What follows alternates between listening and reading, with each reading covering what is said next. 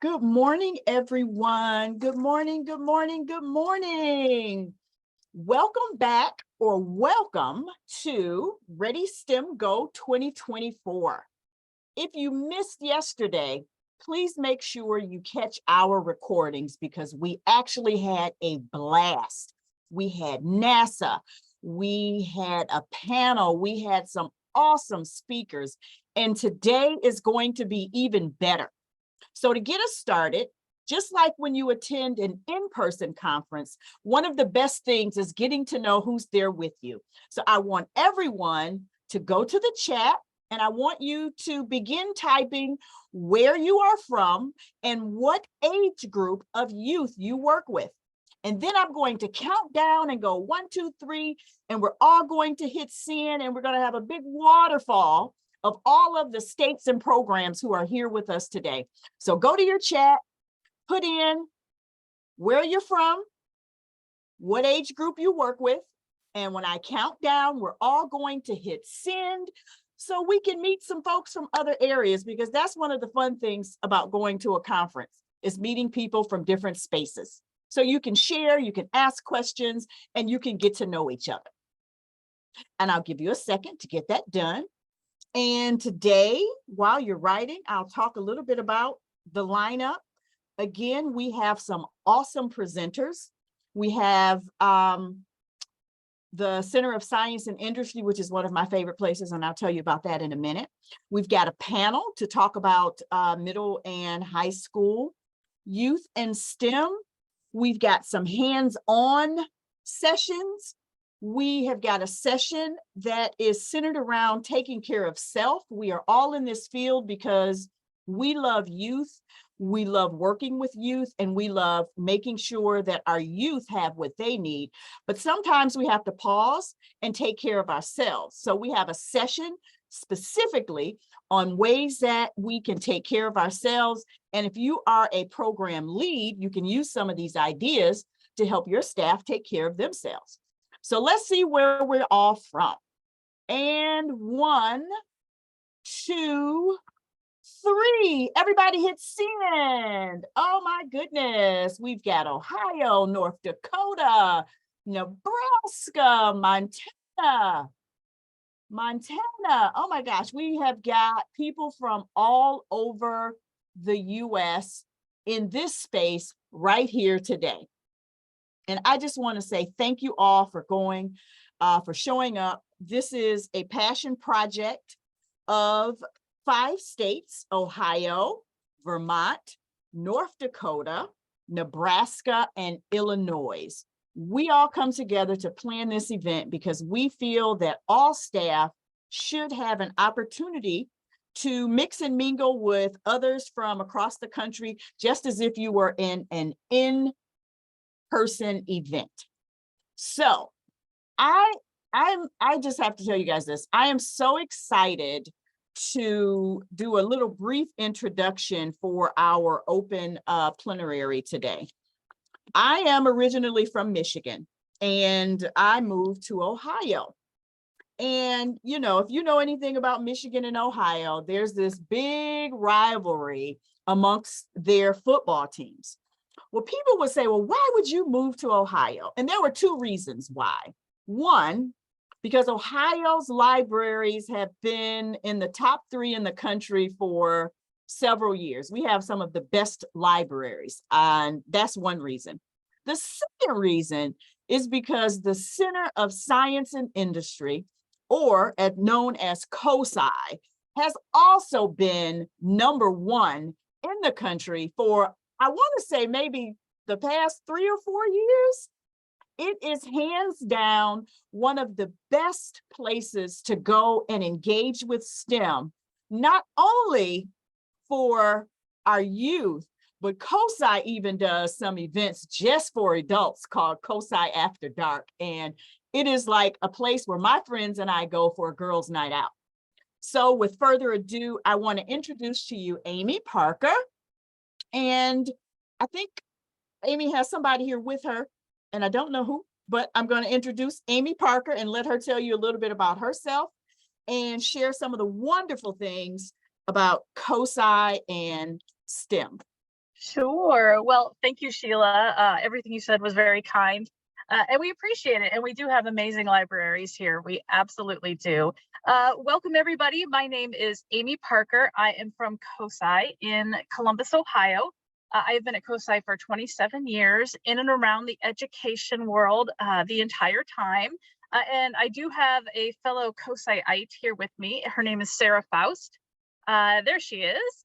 And she and I are going to be sharing with you a little bit about how we do education partnerships at COSI and how that has helped us with the upcoming eclipse. But then we're going to leave off with some resources that you can use in your own programs that we're pretty proud of that we like to share.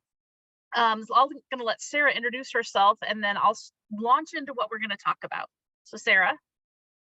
Hey everyone. As Amy mentioned, my name is Sarah. I am COSI's manager of online education experiences. I'll be presenting some of our online resources that I helped to lead the development of and manage. I am relatively new. I've been at COSI for almost 2 years. Before that, I worked in biology education at The Ohio State University. And Sheila, my supervisor, was also from Michigan. So welcome to Ohio. All right, I am going to share our screen now and launch right into it. Like I said before, we are going to talk about, is this working? Yeah, there we go. We're going to talk about the Great American Eclipse, which if you live in one of the states in the path of totality, you are probably almost sick of hearing it, but it is very exciting and it is coming up. But everybody on this call is in the path of an eclipse coming up on the 8th. That's you're either in partial or you're in total. So some of this stuff still could be applicable to your world.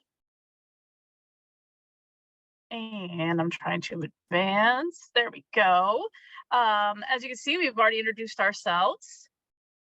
And at the end, I have contact information for both of us. So what we're going to do today is we're going to learn a little bit about COSI. We'll learn about our COSI system and partnerships. We'll learn about how we're activating our partnerships around the eclipse. And then I'll turn it over to Sarah and she can blow your mind with all the really cool stuff that she works on. All right, so if you've never been to Columbus, Ohio, this is COSI. This is our building, the mothership, we call it. It's part of our on-site ecosystem. Yeah, Sheila's excited. It's actually absolutely beautiful. It's on Columbus's beautiful revitalized riverfront. It's a very vital area in Columbus now. A lot of growth and people coming in, but our building is quite large. And it is 3 football fields long, or for our science people, 3 international space stations long, we like to say. Also to just kind of celebrate a little bit, Sheila, I don't even know if you know this, but tomorrow, March 29th, is our 60th birthday. And we're really excited. We're going to be celebrating that with some throwback things. If I can swing it, I'm going to try to do a 60s hairstyle, but I don't know if I can do that or not. So that's kind of exciting. All right. So every place you work has to have a vision and a mission, almost like a why statement. If you've ever seen Simon Sinek's Golden Circle TEDx talk, please go and see that so you can find out your why, and that can lead to your vision and your mission. And COSI's vision and mission is to engage, inspire, and transform lives and communities by being the best partner in science, technology, and industry learning. And we start even talking about partners in our vision and mission, which is super exciting. And yes, Sheila, we've been the #1 science center 4 years in a row, which is really exciting. And we also received the IMLS medal this past year, which was an enormous honor. And let's go ahead and keep talking about the building itself and partnerships. So even before COVID, because COVID was kind of transformative for the informal museum world, even before COVID, we started down the pathway of partnerships. And we were very lucky to form a partnership with the American Museum of Natural History. So we are the only satellite site of the American Museum of Natural History, and that brought dinosaurs to Columbus. Because believe it or not, even though COSI is huge, and has a lot of cool science things. We didn't have dinosaurs, and everybody loves dinosaurs. So yes, now we have a T-Rex that greets you when you walk in. So our partnership with the American Museum of Natural History, I think, is kind of the thing that kicked off our foray into really deep, meaningful partnerships. Not vendor relationships, partnerships. We do things together. So partnerships are very big. Like you said, at COSI, it kind of drives everything we do. And when we talk about partnerships, we take a look at a couple things. When we have a partnership with someone, whether it's a school, another institution, an after-school program, we actually look at the priorities of that partner. We are not going to force COSI's world upon you. We want to see what your world is like and how we can complement and supplement that. What we can bring to it is our powerful content. And I use the word "our" very loosely here because COSI does have a lot of powerful content, but we are not the experts at all in everything. So we get to open up our world and pull in some of our other partners. And I know Sarah will talk about this later, and use their powerful content. We are partners with NASA. We're partners with the US Department of Energy, and the list goes on and on. They're the experts, we are not. So we have this access to their content, which we can then share with other partners. And then finally, when we partner with someone, we personalize it. So if the Ohio After School Network, our home state, comes to us and says, we really want to focus on XYZ, we're going to see how our powerful partnerships and content can be personalized to them. So that's kind of how we do our partnerships. Also, a little bit about our education. We have 3 pillars, how we think about how we work. We talked about on-site already. We have off-site, which we historically, if you are from Ohio or one of the surrounding states, you may remember COSI's big truck that we would drive up to your school and we'd unload and we'd take over your gym for the day and everything would be disrupted. And then we'd pack up and we'd leave, maybe leave some sliding behind. That's our past. COVID kind of forced us to take a look at a lot of things, that being one of them, and realize that just wasn't having the deep impact that we wanted it to have. So we don't do that program as is anymore. We do still go offsite and do activations, but we try to make them part of a bigger, more meaningful partnership. We have our online world, which is Sarah, and everything we do is amplified by partnerships. And then we have our education principles. And this is how we work throughout all of COSI. So diversity is very important. It's always been important to us, but it wasn't explicitly laid out there until probably around the time of COVID. And now it is something that we think about whenever we do anything. And when I say diversity, we're talking about access. We're in every way, shape, or form as well. Oh, I had to put this picture in here because I think she's absolutely adorable. She's one of my favorites. We also, in our culture, do a lot of research and evaluation. If you think back to what I mentioned about the COSI on Wheels program, where we go into your school for one day and just kind of blow everything up, and it was crazy, it was fun, but it wasn't impactful. And we want to be impactful. And how do we know we're impactful? By research and evaluation. We have an in-house research and evaluation team, and we actually want to make sure each of our programs is moving the bar in some way. Whatever way we and the partner want it to move, we want to make sure it's doing that. Culture is very important. I just wanted to throw that in there because everybody has a culture in your own institution. And we are one team. That came out really big during COVID when we laid off 85% of our workforce and shut our doors. We all kind of started picking up the slack and doing a little bit of everything. And that has continued, even though we are actually now larger than we were before COVID. And then, of course, the partnerships. And this is a very old slide. These are some of the partnerships that we have. And it is the list keeps growing and growing into the hundreds now. Oh, and this is an example of a partnership. This is actually a school in Tennessee.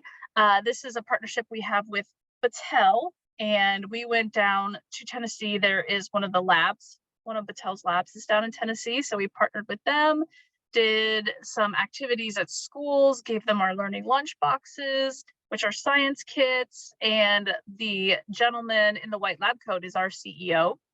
And he is very fun and engaging. And he went out there and he got to interact with the kids. All right, the eclipse. What's all we're talking about. Sarah can attest to it. That's all COSI is talking about right now. So we've got an eclipse coming up very soon, and portions of Ohio, and actually a little bit in Vermont, and a tiny bit in Illinois as well, are actually lucky enough to be in the path of totality, which is incredible, which is amazing. But everybody here is going to see partial eclipse if it's not raining, snowing, or just cloudy, because it is April. So this is just kind of another example of the path and a little bit of the direction people can go if they are wanting to see the totality. They've told us here in Ohio to make sure we have gas in our cars and food in our kitchens and to not go on the roads if we don't have to. So they're expecting it to be really fun.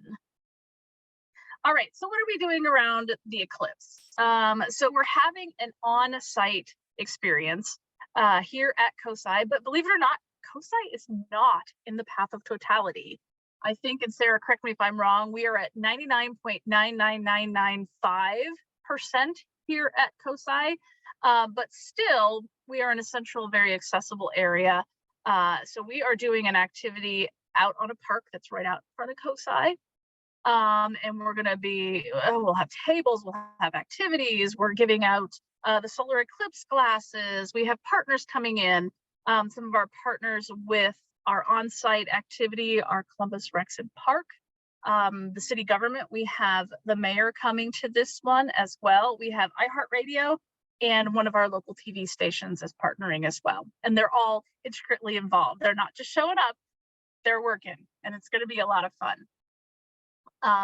Also, some of our on-site things, we have our Dr. B in 3, which is a television show, actually a YouTube show, animated, where he talks about the eclipse. That's I know Sheila's gotten to meet him before, but that is an animated version of our CEO, Dr. Frederick Bertley. Very fun, 3-minute, easy to digest explanation of the eclipse. Everyone here can access it. It's on our website, so you can easily see it there. And I would be remiss if I didn't also point out another partnership we did with the Alphabet Rockers. We actually created a 20-minute musical. It's a thing about the eclipse that is also accessible from our website and all of our social media. It's 20 minutes long, and there's music and there's acting and it's contemporary and it's fun. So please check out the Solar Eclipse, the musical. And then here's another partnership. Sheila kind of talked about not just serving kids. This is one of the partnerships at Land Grant Brewery, which is just down the street with us. It's a watch party. And there's going to be, it's for adults. It's a beer, music, food, eclipse glasses, interactives, experiments. And Land Grant is always a great partner with us. And they actually are releasing a limited edition brew that they're naming for COSI and the eclipse. So and it's a dark IPA. I don't know if I like it or not, but that's what it is. So that is something that Land Grant has produced. Fun partnership we always have for them, and really targeting adults. Kids can go to this one, but obviously, because it's a brewery, it's really targeting adults. So this is one that I'm actually going to be running. Back to our amazing library system, the Columbus Metropolitan Library. It covers the Central Ohio area. There are actually 23 or 24 branches, but I'm going to be over at the main branch for a watch party. There's going to be glasses, kits, hands-on activities. It's part of their National Library Week, which is next week or that same week. And I am also bringing in McGraw-Hill, who is a textbook maker. They're going to be one of our partners. And also the Franklin County Commissioners are coming to this one. And the National Space Council in the White House might show up to this one, but they're a little busy. So we'll see if they actually can come to this one or not. So that's another amazing partnership that we do for the eclipse. We're also doing something up in Delaware, which is a city just north of us. They have their first Fridays, and they're dedicating their first Friday, it's not actually on the eclipse, to all things space. So we're partnering with them. We're kind of taking over their first Friday space and going to be doing all sorts of space stuff so that they are ready for the eclipse, because they are in the path of totality. And then we're doing something with the state parks and ODNR. We're partnering with them, and this has been a bit of a bumpy ride. If you saw the news, you know that there was a swath of tornadoes that went through Ohio and other states, and the eclipse celebrations were scheduled to be at Indian Lake Park, and that is unfortunately where there were casualties and a lot of mass destruction from the tornadoes. So we worked with the governor, because the governor's going to be around this one. We're still working with them. We're going to do a smaller scale. They still wanted to provide something to that community. But then we're also going to do another park up in Mentor, because both of those places are in the path of totality. So that's part of our partnership with the Ohio Department of Natural Resources and the governor. And then here's one where we are kind of taking a back seat up in Cleveland. If there's anyone here from the Cleveland area, the Great Lakes Science Center and NASA Glenn Research Center are hosting a huge 3-day eclipse festival. And COSI is going to be up there working with NASA, because we are the education partners for NASA. So we're going to be up there helping them out for 3 days and supporting their festival. And then we keep going. So this one is at the Indianapolis Speedway. So we're going out of state a little bit too. So the Indianapolis Speedway has a huge STEM initiative. If you don't know that, it took me by surprise when I first learned about it. But it's incredible. So they partnered with Purdue University. They're bringing us in, they're bringing NASA in, and there's going to be a huge solar eclipse event at the raceway. They're selling tickets. It's going to be absolutely enormous. We're going to be over there as well. Very cool. And then for our online resources for the eclipse, we have cosi.org/connects, which is Sarah's world. And we also have a specific eclipse page that is something that you can check out that has all these listed. It has the musical on there.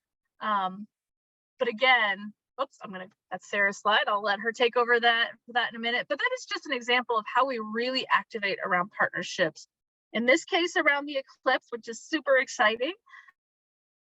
But we try to take that approach to everything we do. We want to be impactful. We want to be meaningful. We want to help your learners, whether they're pre-K or they're adults. We want to work together, and we want to make a great product out of that. All right, Sarah, I'm going to turn this over to you. She is our online expert. I know she said earlier that she just helped guide it, but really she created this. This is her baby. I'm going to give her full credit. And it's a really incredible resource that I want you guys to be able to take advantage of. So Sarah, I'm going to turn this over to you, and I will control the clicking if you just kind of give me an. All right. Thank you, Amy, very much for your kind words. So for this next part, I wanted to kind of give you guys an overview of the Connects online resource that we have, both in terms of as a resource for anything related to Eclipse programming you're interested in doing, but also as a resource that you can use year-round for many kinds of programming, many themes to learn about as well. So to start back just with some context, we all have really wonderful memories of what happened in 2020. It was great. We had so many opportunities to pivot and reconceptualize things that we were doing. Lovely. 2020 for us, we had to close our doors for just 2 weeks, of course. So we put together an online website so that we could have our guests who could no longer come to us to be served by our programming. They would now have access to our programming in their homes. So we put together this website, made lots of activities, recorded tons of videos so that they could have, any day of the week, they could have a new hands-on science learning activity that they could do with materials that you could find, mostly around your house. And, they could keep the STEM learning going even when they couldn't come to us. So it was really great. It was, done so quickly and during such a difficult time. It really served its purpose well. Then once we got through that, we had the chance to kind of breathe and think about where it could go next. Also, Amy, next.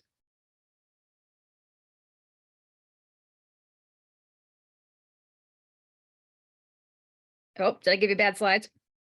There we go. So in 2022 was when I joined COSI as the manager of online education, and my big project I was tasked with was kind of the redesign and relaunch of Connects. So we had a couple goals we wanted to achieve with this redesign and our relaunch. One, going from being a very simple collection of all of our resources we had, any activity or video we had, to a curation model. So being very deliberate, very intentional about what materials we have on the site, why we have them on the site, with that kind of justification being the needs of our end users. So what do they want to see? How do we know it's what they want to see? How do we find what they want to see? And how do we make sure that we're continuously monitoring that this is what they want to see? It's really, really important. Next. Another big goal that we had was setting up the website in such a way that it is user-friendly, it's easy to navigate. We went for a streaming platform look so that kind of no matter your age or background, you've navigated YouTube, you've probably navigated Netflix. This would have a very familiar look and feel.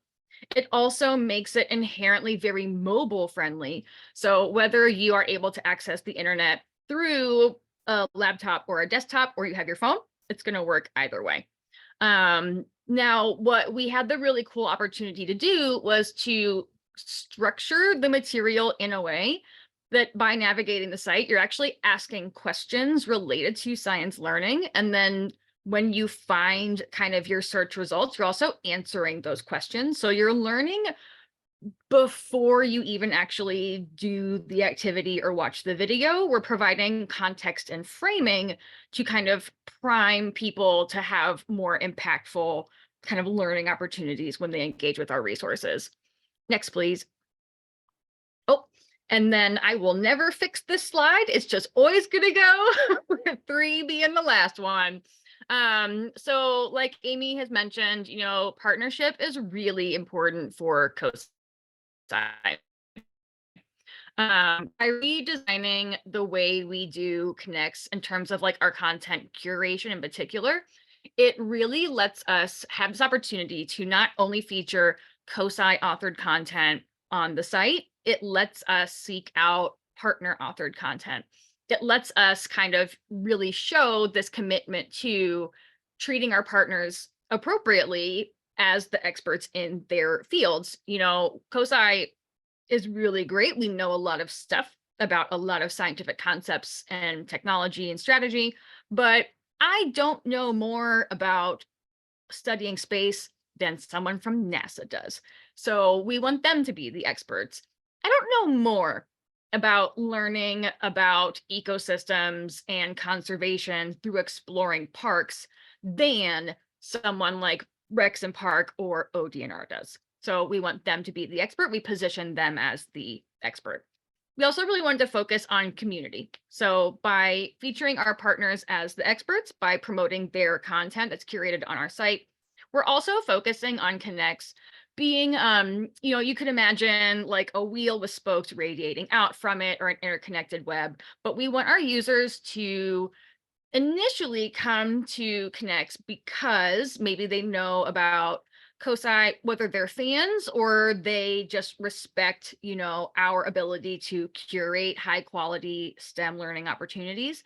We want them to come to us. We want them to go out into their community, go find other institutions in your area where STEM learning is possible. We've designed the website to help people see where that is possible and to, I hope, really open their eyes to where STEM learning is possible, because it's a lot more places than many of us might think of when we think of STEM learning. Next. All right, sneaky number 3 is here now. Another really big motivation I had with this redesign was going from, you know, a lot of people will say that they have STEAM programming, that they have included like arts and literature and music into it. And, you know, my background is biology education at the college level. And so you'll get faculty who mean very well, but they'll say like, oh yeah, I do STEAM. I had my students draw a picture of a plant that they found in the greenhouse and then did a bunch of technical research on like what species that is. And you're like, I don't know if that's STEAM per se. What I wanted to move toward was an authentic STEAM. So, you know, the point of this acronym, the point of showing these letters together is to show that while there are individual, like there are ways we could draw boundaries between them, the point of showing them together is that they are interwoven. Real life is interdisciplinary, it's transdisciplinary.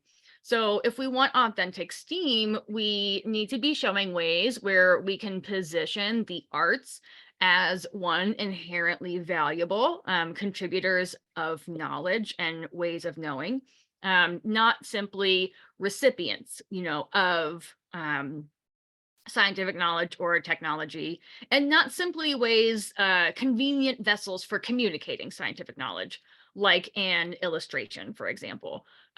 So we can do more authentic STEAM by being more deliberate and very intentional about the ways we're presenting STEAM and the ways we're integrating these into our materials.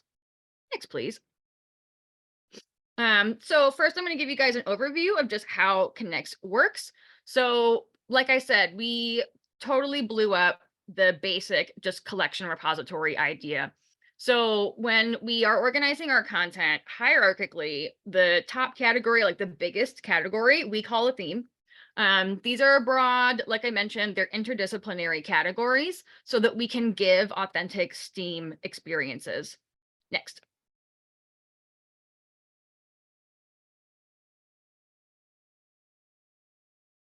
So currently on our site, we have 3 themes. These are space, dinosaurs, which is a more relatable word for paleontology, and environment, which is our more relatable word for basically a combination of life sciences and climate sciences. Space also includes generally aerospace, but we're going for words that are approachable and familiar and that people think are interesting. And so you'll notice don't have category biology, physics, anthropology deliberately, because if you're going interdisciplinary, then everything's going to have something in all those categories anyway. So we went with the bigger categories so we can show how those categories themselves, like how studying space is an interdisciplinary or transdisciplinary affair. Within themes, the next category down is called a story. It's formatted as a question that's open-ended and complex. So this is a question that's not yes, no. This is a question that doesn't have a single answer.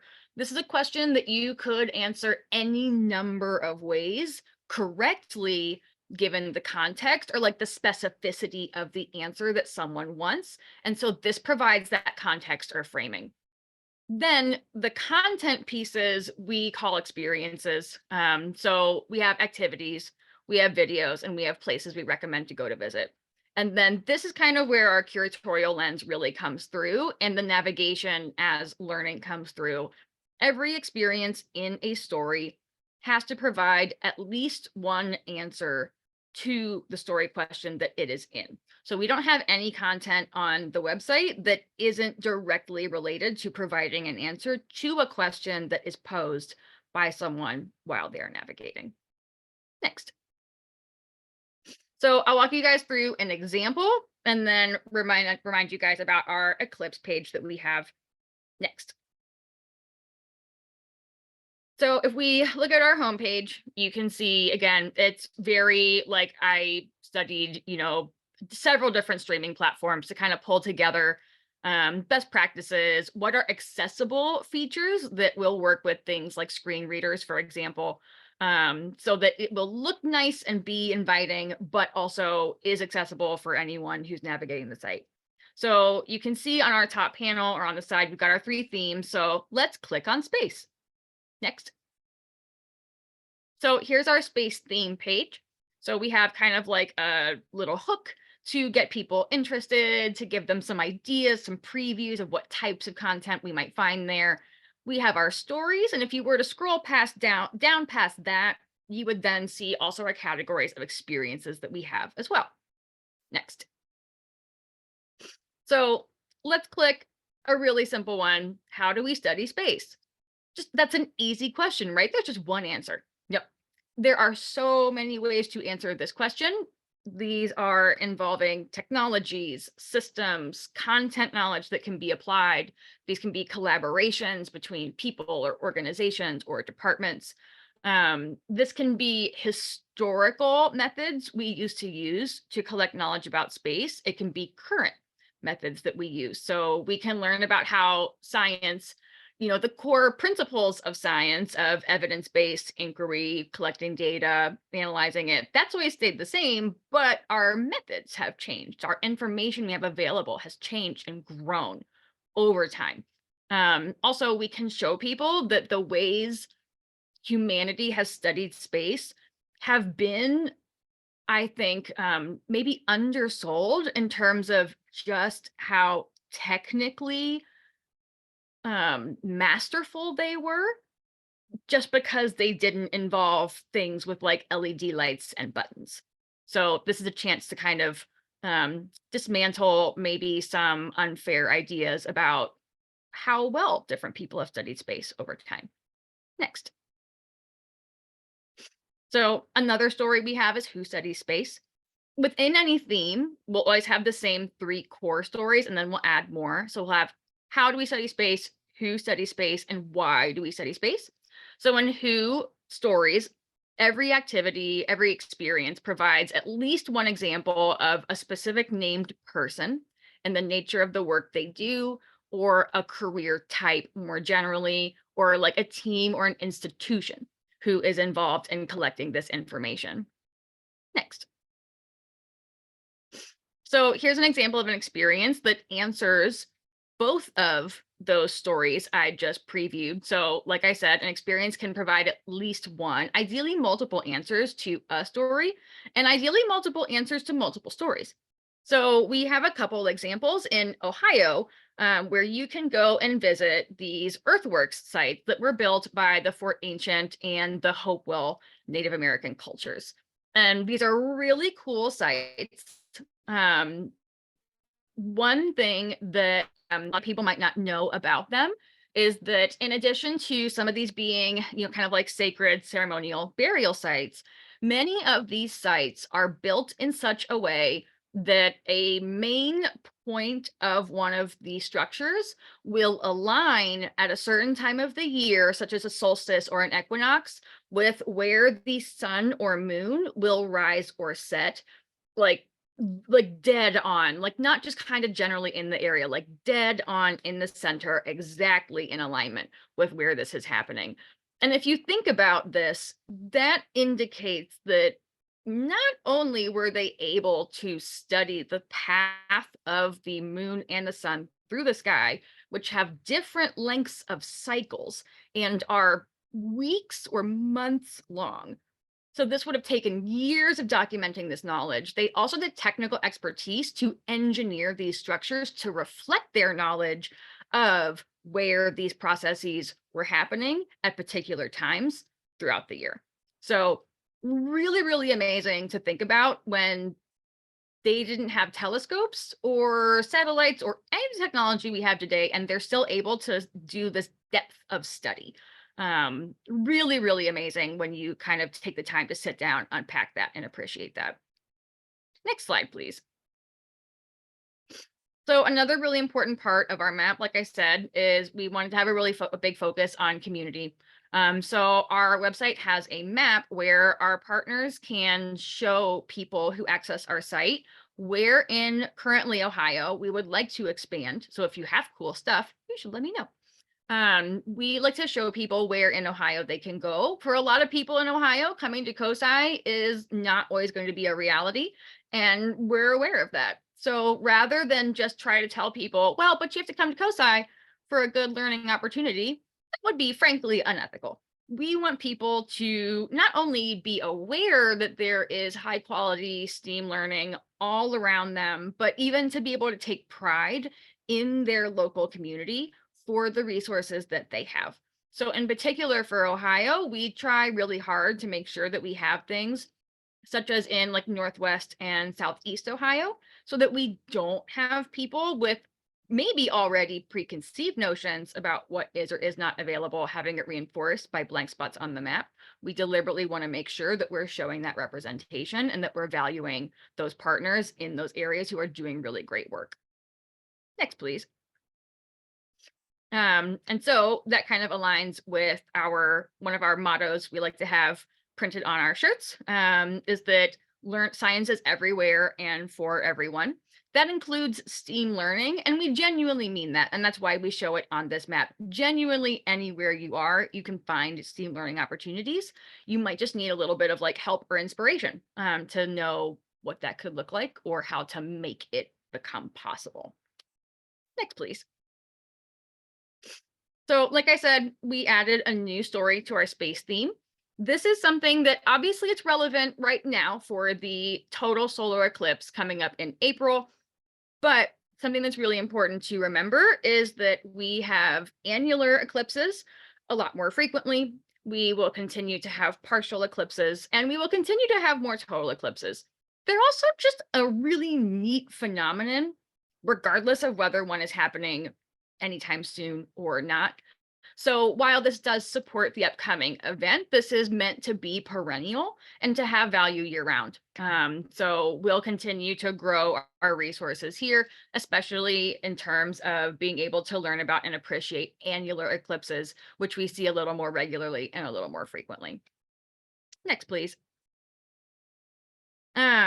So just an example of some resources on there. So I'm not showing you a bunch of slides with like screenshots and little teeny weeny text. So some things we have for our eclipse story, we have some hands-on activities, including how to make a pinhole camera. We have citizen science projects that anyone can participate in. I love encouraging citizen science projects to show people that they can do science as they are, not that they could do science later after they go through different experiences in their lives. Everyone is welcome to contribute, and they make valuable contributions in these citizen science projects. We have some videos. Like Amy mentioned, we have a partnership with McGraw-Hill. We have a video by McGraw-Hill about the eclipse. It's punchy, it's quick, it gets to the point. We also have Eclipse the Musical, made by our amazing creative media team here at COSI. We'll have a list of April 8th events across Ohio. So if you are in Ohio, we have a list all across the state with some partnership events that we are doing. And then also a list of places you can visit just year round that are relevant to studying space in some way, but also are relevant to studying the eclipse in particular. Next, please. So a brief pause to now transition. So that was our eclipse stuff. I would also like to take just a couple minutes. I'm going to kind of overview really quickly. Like I said, Connects is built for more than just like kind of a novelty event that's happening related to science. It's built to be perennial, in particular for our after school networks who are looking for content related to STEM or STEAM learning. This is something that I have presented to other conferences with like after school networks and informal learning, and that they found these tips really valuable. So I would like to take a minute just to share those so that you can apply these before after the eclipse, if you're tired of talking about the eclipse, if you're not even close to the path of totality and you just don't care, stop talking about the eclipse, please. Just wait till April 9th and then we'll be done with it. But there's a lot of stuff you can do in the meantime, completely unrelated. Next, please. So some things you can do if you just want to use the themes on the site, just find what topics your learners are interested in. You don't have to do the like question-based navigation. You can just find something that they think is neat. So maybe they're really into animals. You can find something on our environment theme. Maybe they're really into paleontology. You can find something on our dinosaur theme for them. Next. So I recommend the stories just because curiosity, like I mentioned, kind of helps drive learning, helps them take away more from the experience. Next. You can also just be utilitarian. If you have time for an activity and you want like one hands-on activity, you can just filter our stuff by the type of activity or the type of experience that it is. You just want a video, you can just find a video that you can watch. You don't have to do this whole process. You can also just find some stuff you need really quickly. Next. And then another way you can find stuff is we have a search tool. So same thing, you can just type in keywords you're looking for, pull up something that you're interested in that is really neat. Next. Some things you can do when you're using Connects that go beyond just what's written on the page or what is listed in a particular experience. I just love kind of, wrapping up an experience that you do with Connects through just some question asking and some reflection. So just ask them questions like, what were they learning how to apply in that activity or in that video that they did? Just, what are some new ways you learn to apply this idea, tool, concept that we talked about in this activity? You can always ask them, like, what did they have that was fun? Learning is great. Learning is very important, especially if we want to think about, like future career preparation, critical thinking, and just protection from mis and disinformation. But it's also important that learning just can be enriching. It's personally valuable. It's fun. I also love to ask them curiosity questions. A really important thing to remember in science is that we're never done. We don't like to use the P word. We don't like to use prove because we're not mathematicians. Nothing is really proven in science because we're always open to the possibility that there could be contradictory evidence, proportional or sufficient to really shift our view on something. So I would like to ask people, what does this make you wonder about? Because in science, you should always have more questions that you can continue to explore.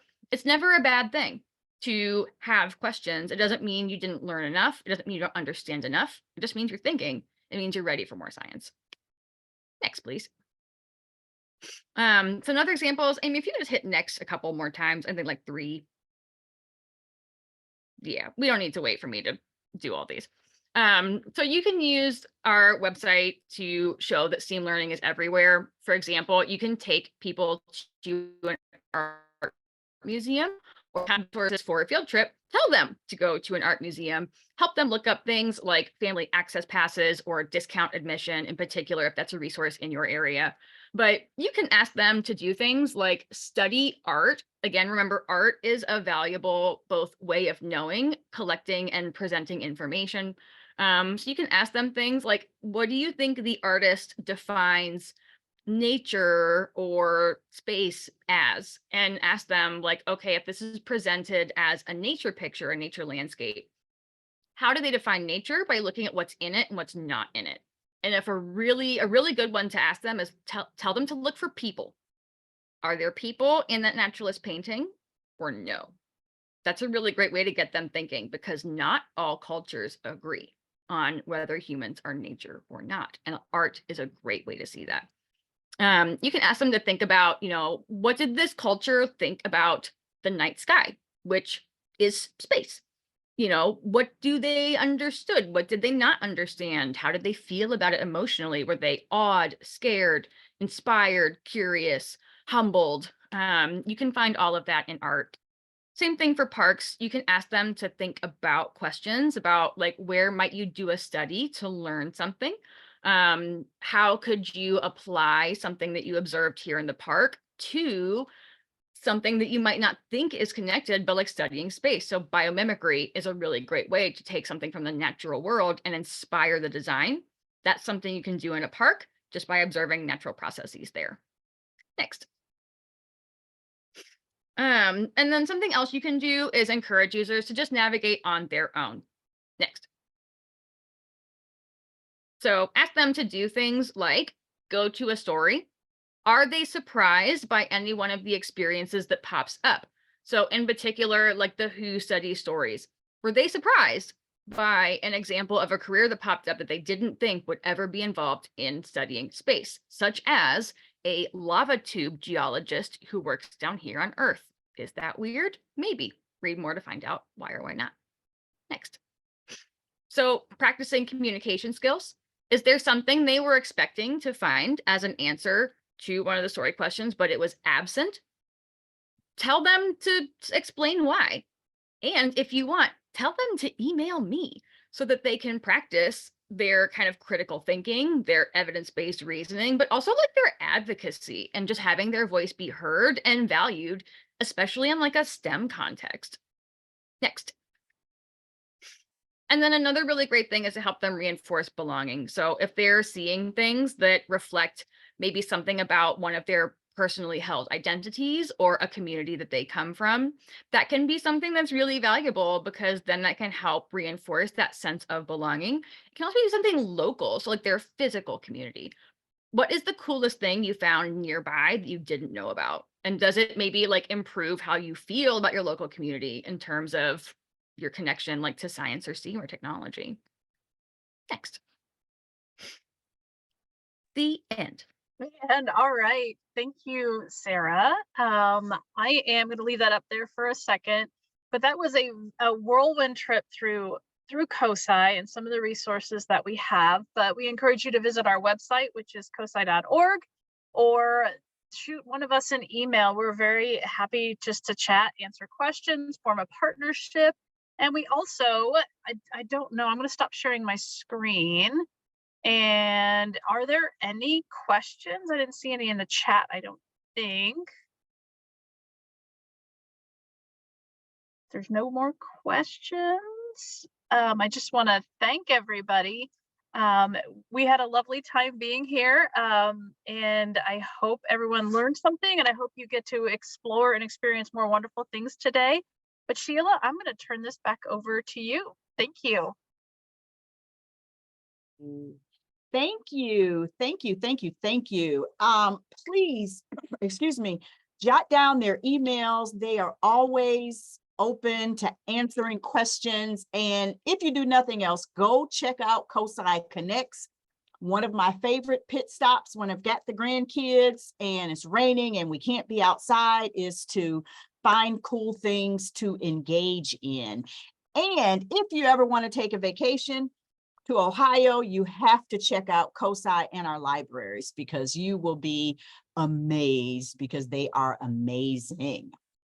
So there's a note on my screen. So if no one has any questions, we are going to take a break and we will see you. Oh, and don't forget the survey for the session. I always forget that.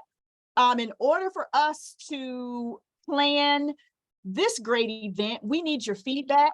So please fill out the survey so we will know what we need to tweak. But I have to say, there was a comment made yesterday by someone who said they had been against virtual conferences. But after attending yesterday, they were like, this was amazing. The ease of use, the sessions, the flow of everything, they really loved it. So please give us the feedback and fill out the breakout survey, which is in the chat box, so that we can get your feedback. And if you have any questions, you can ask now. Just let us know. Sheila, there's a question that says, how long will the recordings be available? I leave mine up all year. The ones from last year are up on the OAN YouTube channel, and they will be there until I add these. I think each state, depending on bandwidth and storage capacity, will leave their leave the recordings up based on what they are capable of doing. But in Ohio, ours are up until we put something else up in its place. Vermont leaves theirs up. So they will be there. And we will send out an email, or you can check our newsletters. There'll be some sort of a blast letting you know that the video recordings are available. We also have resources that were shared yesterday from NASA. Each state will make sure we send those out, and those will be posted on our websites and sent out in a newsletter for Ohio. So just you'll have access to it. You'll have access to everything. And we hope to see you for the rest of the day. We have got some great speakers lined up. I mean, really, really good stuff lined up. One of the things when we begin planning, and we start planning this usually at the end of this year, we'll start planning for next year.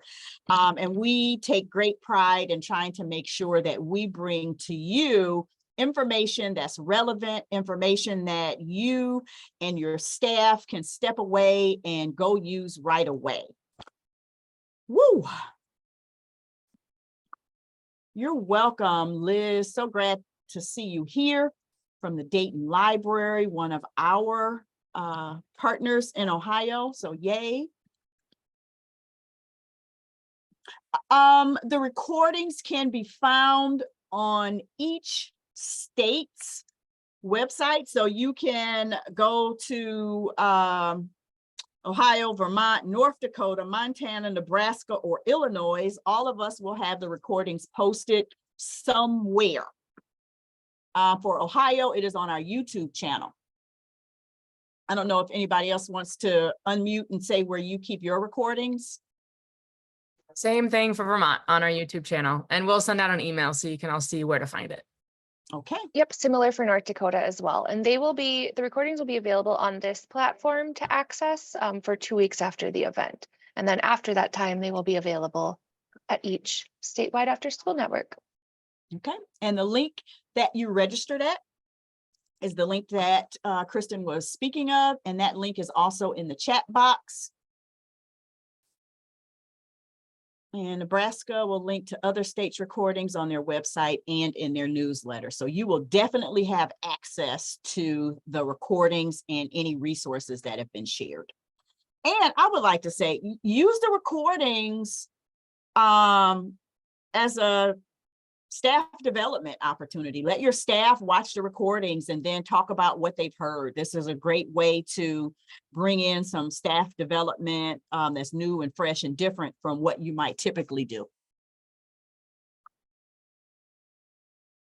Thank you, everyone.